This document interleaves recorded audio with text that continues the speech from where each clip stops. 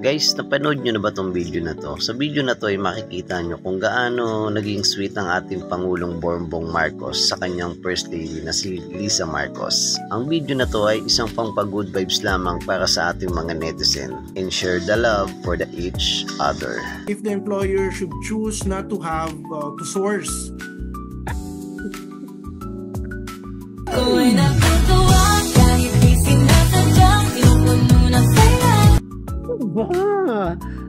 Wow.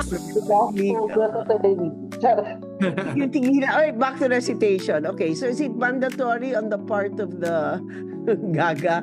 Is it mandatory Na-distract na po kami, attorney. Is it mandatory on the part of the employer to tell their somebody, hey, go to TESDA?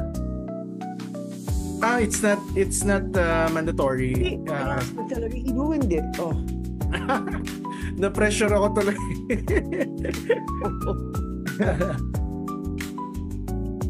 Okay. It is not